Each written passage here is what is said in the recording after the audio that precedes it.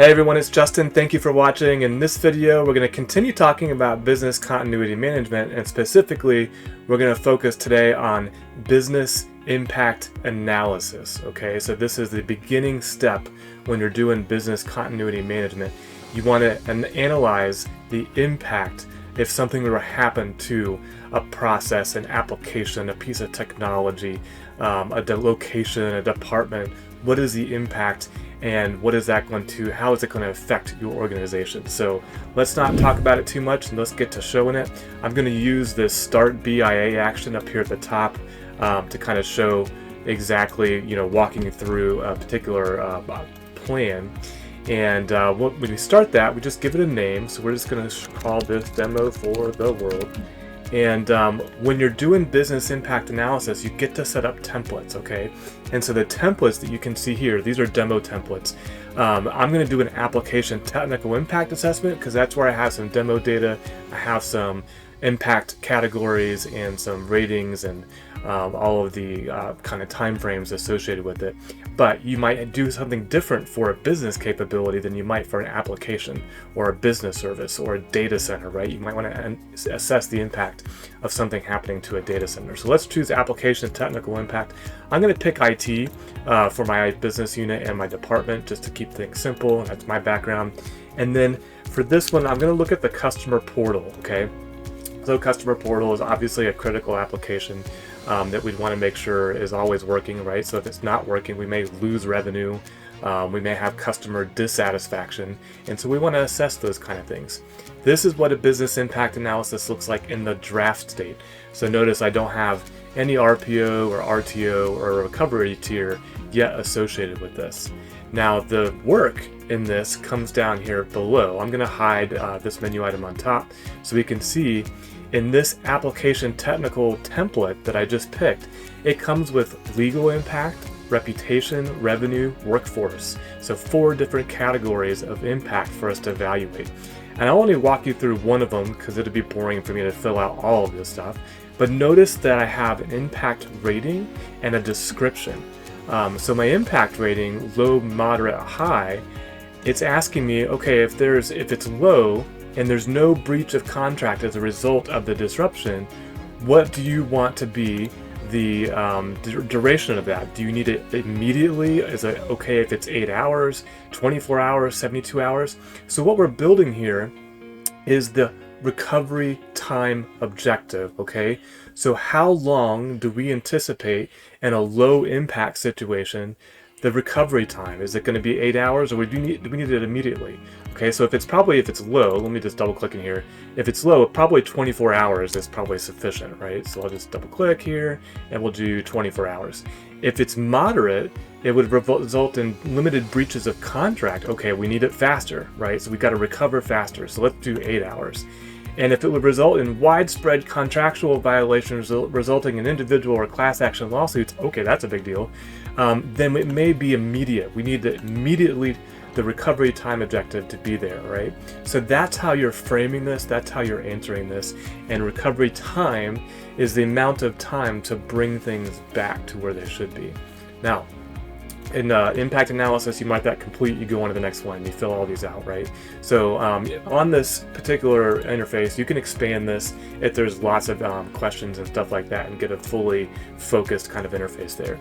The next piece I want to show is RPO, so recovery point objective. Let's talk about the difference there though. Recovery time objective, how long before we recover. Recovery point objective is what point are we recovering to within that time frame. So I chose in that previous example, let's click on it again here before I go to the recovery point objective. For the low impact, 24 hours to recover to what point? 8 hours to recover to what point? And immediately to recover to what point? And a lot of that's going to be driven by, and especially in an application space, is what are your backups? Like, are they every hour? Are they every 15 minutes? Are they every 24 hours? And that's going to drive a lot of this.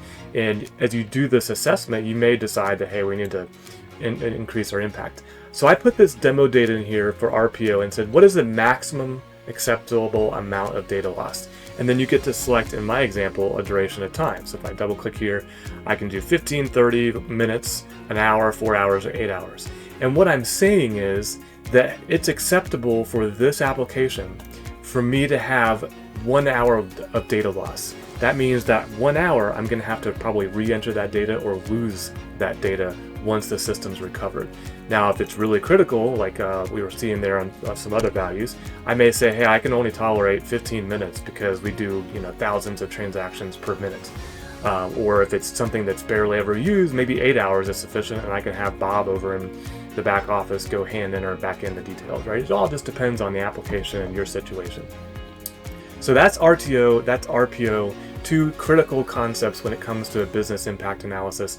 The last piece here, and this again is related to this application technical template that I selected, is what are the dependencies, okay? So who am I dependent on for this application to recover? What hardware, what vendors, is there a data center that I'm dependent on? So if I open one of these and get rid of my highlighting, I can say, hey, I want to add a new hardware item, and I'm going to say this rack houses my customer portal, and I'm going to add that, and I can put in a description and put in the required recovery time frame and the required I gotta hover over here because I can't remember what they're called, the required data backup, right? So these are going to drive RTO and RPO at a global level, at a high level, based on these dependencies. So when I come in here and fill these out, I can put a description in, super awesome, or we'll just call this awesome hardware rack, and then we'll say for the recovery required time, that rack takes 15 minutes to recover, and it's going to be immediately, right? There's no data involved in a hardware rack. And so I can, like I showed you in the previous one, I can make this bigger, I can come in and adjust these columns so that I can actually read it. So that's the kind of interface there if you're the business continuity manager or a stakeholder who's coming in to look at all this stuff. And now I know when I'm looking at this particular impact analysis that I'm dependent on this rack and how long that rack takes to recover.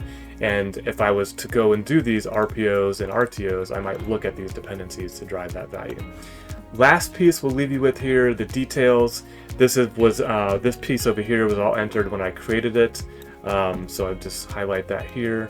This all, when I was creating the template, I kind of created that. Now I could put a BCM lead and a further description for this particular impact analysis, but I don't have one there. And if I scroll down, as I complete this impact analysis, I would see all the results of it, right?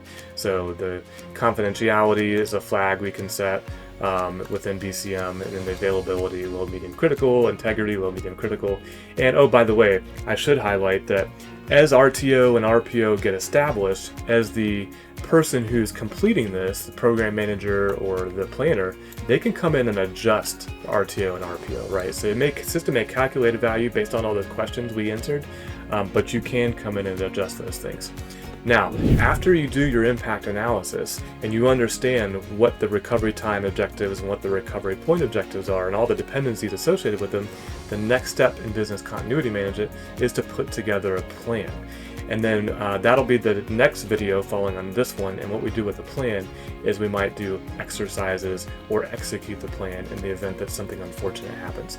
I hope you found this video helpful. If you did, please like, please subscribe, or share it with somebody who you think might be interested in business continuity management.